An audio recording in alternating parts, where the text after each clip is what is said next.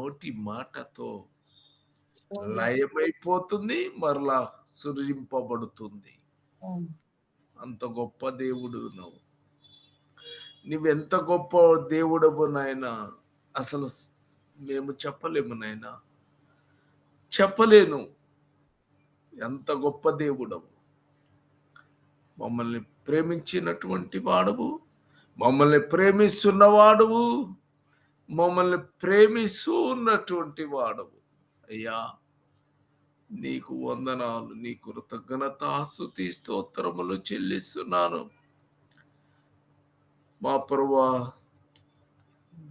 జ్ఞానములో మాకు నింపుమని నజరేయుడైన యేసుక్రీస్తు ప్రభు యొక్క నామమున వేడుకొనుచు ప్రార్థించుచున్నాను. ఆమేన్. అమ్మా బాగున్నారా?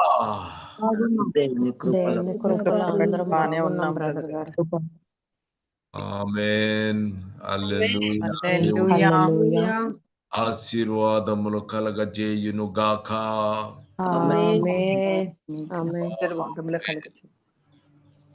మీరందరూ కూడా జ్ఞానము కలిగినటువంటి ప్రజలులే ఉండవలెనని కోరుతున్నాను.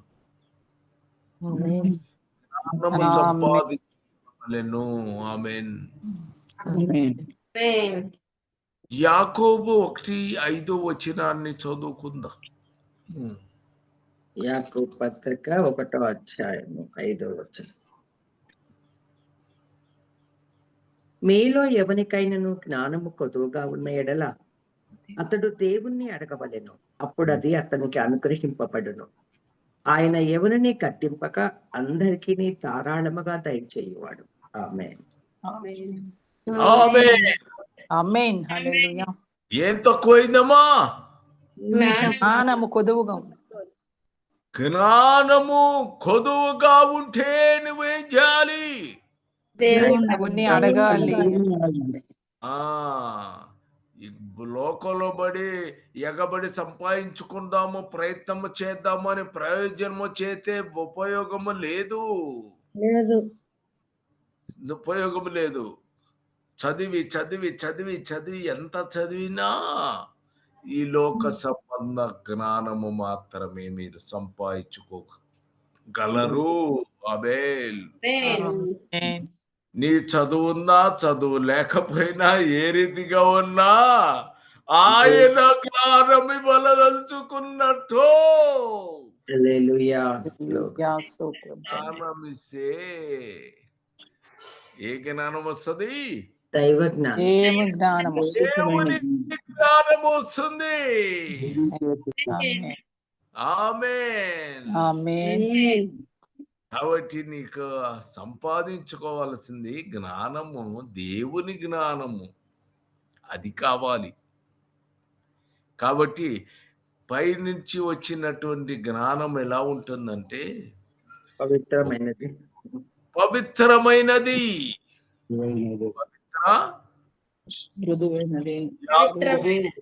యాకోబు 3 వాడబారనిది 17 3:17. పైనుండి వచ్చు జ్ఞానము మొట్టమొదట పవిత్రమైనది. పైనుండి జ్ఞానము మొట్టమొదట పవిత్రమైనది, తరువాత సమాధానకరమైనది. జ్ఞానం ఉంది, అది పైనుంచి దిగొచ్చేది. అది ఎలా ఉంది? పవిత్రమైనది, తర్వాత సమాధానకరమైనది, మృదువైనది, సులభముగా లోబడిపోతుంది, కనికరముతోను మంచి ఫలములతోను నిండుకొనినది. ఫలములతో నిండుకున్నది. ఆమేన్. సహోదరి సహోదరులారా, నీవు ఈ జ్ఞానము కలిగి ఉన్నావా లేదా? ధైర్యముగా నేను జ్ఞానము కలిగిన వాణిని అని చెప్పగలిగిన స్థితి నీ దగ్గర ఉందా? ఒకసారి చూసుకోండి. పవిత్రమైన జ్ఞానము నువ్వు సమాధానకరమైన జ్ఞానము కలిగినటువంటి వానిగా ఉన్నావు. ఎస్, నేను పవిత్రమైన జ్ఞానము కలిగి ఉన్నాను, సమాధానము కర్తము. నాకు మృదువైనది ఒక్కరితో సమాధానము కలిగి ఉన్నాను. ఇప్పుడు నాకు అసలు ఎవరితో తగు లేదండి. మేము అసలు తగులు అడుక్కునే వాళ్ళము కాదండి. అలా చెప్తావురా? నీవు నీవు నువ్వు సమాధానము లేకుండా ఉన్నావా, లేక సమాధానము కలిగి ఉన్నావా? ఆలోచించండి. ఎందుకంటే పై మాట మాట్లాడుతున్నారు చాలా మంది.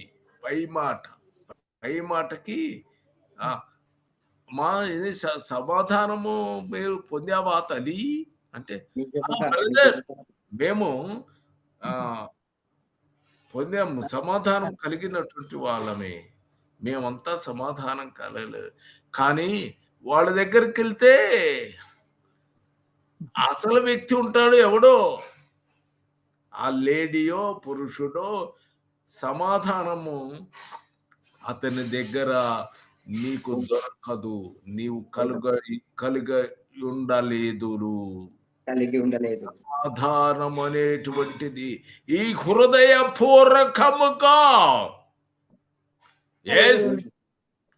సమాధానము కర్త నేను కలిగి ఉంటున్నాను, ఆమేన్ అని చెప్పగలిగిన స్థితి. పై మాట కాదు, హృదయములో ప్రతి వాక్యమును నీవు తీసుకోవాలి. మృదువైనది తర్వాత లోబడును. ఏం చేస్తాము అంటే, జ్ఞానము నీకు వచ్చిందంటే అబ్బో నీకు వచ్చిన అహంకారం అంత కాదు. జ్ఞానము నీకు జ్ఞానం ఉంది అంటే ఎదుటి వాడు నీకెట్ట కనపడతాడు? తక్కువగా కనిపిస్తాడు, చాలా తక్కువగా చూస్తావే. నీవు జ్ఞానము కలిగినటువంటి వానిగా, నీవు కలిగిన వాడిగా ఉన్నావా? నువ్వు మృదువైన వాడిగా, లోబడినటువంటి వానిగా. గమనించండి, నువ్వు అలా గంటక నీలో ఉండకపోతే దేవుని జ్ఞానము నీలో ఉండటం లేదు. అంటే మిగతా జ్ఞానము ఉంటే ఉండవచ్చును, అవన్నీ నీకుంటాయి, కానీ దేవుని జ్ఞానము నీలో ఉండాలి. ఇక తర్వాత కనికరమైనది, మంచి ఫలములతోనూ నిండుకొని. కనికరమైనది. కనికరం ఉందా నీలో? వాడు పేదవాడైతే ఎంత బాధపడుతున్నాడు, ఆహారం లేకపోతే వేరే దాంతో బాధపడుతుంటే నీ దగ్గర కనికరము కావాలి. కనికరము నీలో ఉండాలి. కనికరమైనది నీ హృదయములో ఉండాలి. ఆమేన్, హల్లెలూయా. మంచి ఫలములు కొనాలి. ఆమేన్.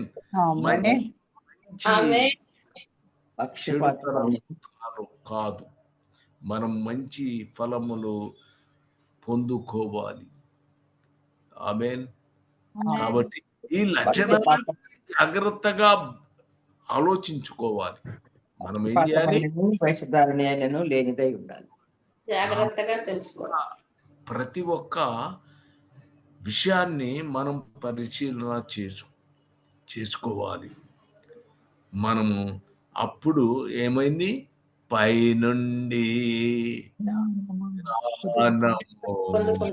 దయచేస్తారు పొందుకొనొచ్చున్నాను. ఆమేన్, హల్లెలూయా.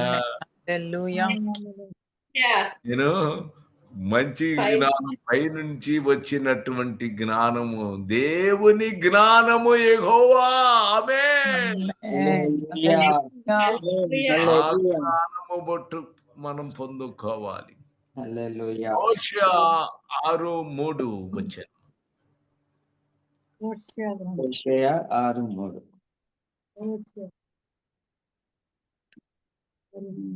యెహోవాను గూర్చిన జ్ఞానము సంపాదించుకొందుము రండి. యెహోవాను గూర్చిన జ్ఞానము సంపాదించుకొందుము రండి.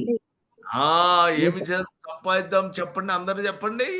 యెహోవాను జ్ఞానము జ్ఞానము సంపాదించుకొనుము రండి. ఒక సంబంధమైందా? కాదు కాదు. లౌకికందా? కాదు కాదు లేదు. మరేమిటి? యెహోవాను గూర్చిన జ్ఞానము. యెహోవాను గూర్చిన జ్ఞానం. యెహోవాను గూర్చిన జ్ఞానము, యెహోవాను గూర్చిన జ్ఞానము సంపాదించుకొనుటకును ఆయనను అనుసరించుదము రండి. సంపాదించుకున్నాము రండి. ఆయనను అనుసరించుదము రండి. మిమ్మల్ని అందరిని పిలుస్తున్నాను. మీరంతా కూడా యెహోవాను గూర్చిన జ్ఞానము సంపాదించుకుందాము రండి. రండి. సరా? వస్తున్నాం. ప్రతిరోజు చెప్పండి. వస్తామా ప్రతిరోజు ఆయన సన్నిధానానికి జ్ఞానం సంపాదించుకోవడానికి ఆయన జ్ఞానం సంపాదించుటకు అనుసరించుదము రండి. ఒకవేళ నీ లోపముంటే నీలో ఇప్పుడే విడిచిపెట్టండి. ఒకవేళ నీలో ఎక్కడైనా లోపము నీలో కనపడితే వెంటనే నీవు విడిచిపెట్టాలి. విడిచిపెట్టి యెహోవాను గూర్చిన జ్ఞానము సంపాదించుకొనుట రండి. అసలు ఎందుకు ఇంత సంపాదించుకోవాలి అని చెప్తున్నారు? యెహోవాను గూర్చిన జ్ఞానము సంపాదించుకోండి అని చెప్తున్నావే, ఎందుకంటే ఆయన పవిత్రమైనది. ఆ? యెహోవాను గూర్చిన జ్ఞానము సంపాదించుకొనుటకు ఆయనను అనుసరించుదము రండి. ఎందుకు? పవిత్రమైనది కనుక. పవిత్రమైనది. మీకు చెప్తున్నాను కదా, యెహోవాను గూర్చిన జ్ఞానం సంపాదించుకుందాము రండి అని అన్నాను కదా. మరి మేము కూడా అంతా మేము వస్తాము అని అన్నారు కదా. మరి ఎందుకు అంటే కారణం ఏమిటి? జ్ఞానము ఎందుకు అంటే ఈ సామెతలు 24:3 చదవండి. సామెతలు 24:3. జ్ఞానము వలన ఇల్లు కట్టబడును, వివేచన వలన అది స్థిరపరచబడును. ఆమేన్. దేనికమ్మా? ఇల్లు కట్టబడును. ఇల్లు కట్టుకుంటావు. ఆమేన్. హల్లెలూయా. కాబట్టి నువ్వు జ్ఞానం నీకు వచ్చింది అనుకో, నువ్వేం చేస్తావు? ఇల్లు కట్టబడును. ఇల్లు కట్టుకుంటాము. వివేచన వలన బండ మీద కట్టి. వేరే సంబంధమైన ఇల్లు కట్టుకుంటావా? కాదు కాదు. కాదు కాదు. దేవుని జ్ఞానముతోటి. కట్టుకుంటావా? మరి సంబంధమైన ఆత్మ సంబంధమైన ఇల్లు. నువ్వు జ్ఞానము కలిగి నీవు దేవుని ఇల్లును కట్టుకొని. ఆమేన్. హల్లెలూయా. నివాసం, జ్ఞానము నివాసం ఉంటుంది నీలో. ఒకటి, ఇప్పుడు నీవు ఇల్లు కట్టుకుంటావు అంటే నాకు డబ్బు, నాకు మంచి ఇల్లు కట్టాడయ్యా, ఇల్లు మంచిది ఇచ్చాడయ్యా అటనా? కాదు కాదు. శరీర సంబంధంగా లోక సంబంధమైన ఇల్లు కట్టుకున్నావా? యేసే నీకు సహాయం చేశాడా? మంచిది. హల్లెలూయా. కానీ నీ శరీర జ్ఞానము ఎలాంటి, ఒకటి నీ శరీరము, 2 ప్రాణము, 3 ఆత్మ, జీవము, జీవం. తర్వాత ఆత్మ, తర్వాత కాళ్ళు, చేతులు, దేహము, ఇవన్నీ కూడా దేవుని ఆలయములుగా ఉన్నటువంటి దేవుని యొక్క దేవుని ఇల్లు. ఎక్కడెక్కడ నీ శరీరము, నీ ప్రాణము, నీ జీవము, నీ ఆత్మ, తర్వాత అవయవాలు, నీ కాళ్ళు, కాళ్ళు, నీ చేతులు, నీ దేహము, వీటన్నీ సమస్తము కూడా జ్ఞానము వాటిలో ఉండాలి. ప్రతి భాగములో కూడా ఏముండాలి? జ్ఞానం జ్ఞానము ఉండాలి. ఉండాలి.